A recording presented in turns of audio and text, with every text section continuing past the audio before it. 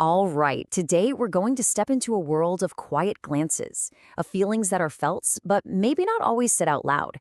We're diving into a really beautiful, delicate story in this explainer on Shanti Nikitin's T and U. So let's just start with this first line because it's so perfect. The image of the nameplate playing hide and seek in the shadows. I mean, that's not just a description of a house, is it? It's really a metaphor for the entire story we're about to get into. It sets this gentle, poetic mood right away, and it hints that there's a love story here that's beautiful for sure, but maybe a little bit hidden from view. So, where does all this take place? Let's establish our setting because it's the backdrop for everything that's about to unfold. We're talking about a house named Shantiniketan, right in the heart of Old Dhaka. Now, what's really interesting here are the details. We know it's an old-fashioned home in a place called Tiketuli, but the most important piece of the puzzle? The name. It's not just a random name. The owner named it as a tribute to his favorite poet, the great Rabindranath Tagore.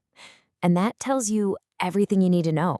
This is a place where art, poetry, and deep feelings are really truly valued.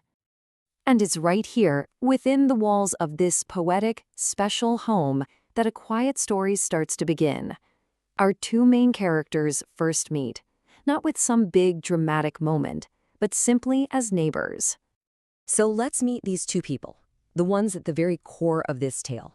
Who are they, and what's the connection between them? And you can see right away how the story sets them up.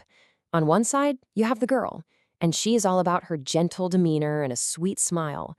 On the other side, you've got the boy, known for his intelligent gaze and handsome looks. They're presented as these perfect complements to each other, you know? That classic, almost destined kind of pairing. But, of course, in any good story, it's just never that simple, is it?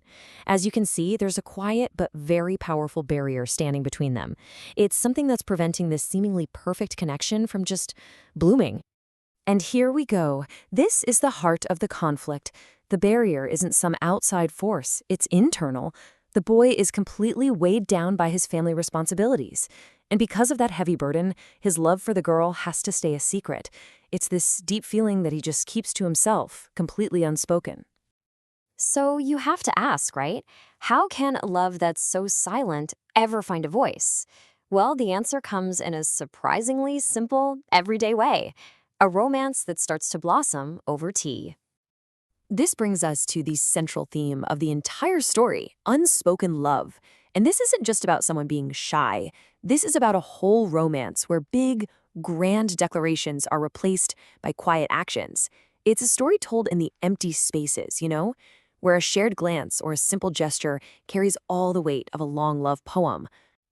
So what's the spark? What's the one thing that finally starts to bridge this silent gap between them? It's not some huge, dramatic event. It's a small but really profound gesture. Their sweet, unspoken romance is all kicked off by something beautifully simple: a cup of tea. This one simple act, it opens a door. But it also leaves us with the most important question of all. What happens to a love that starts this way?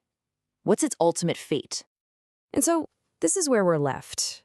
How exactly does a simple cup of tea become the start of such a deep, unspoken love story?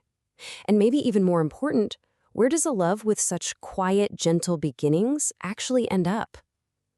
The story leaves us right here, right at the beginning of the mystery, really inviting us to find out the answers for ourselves.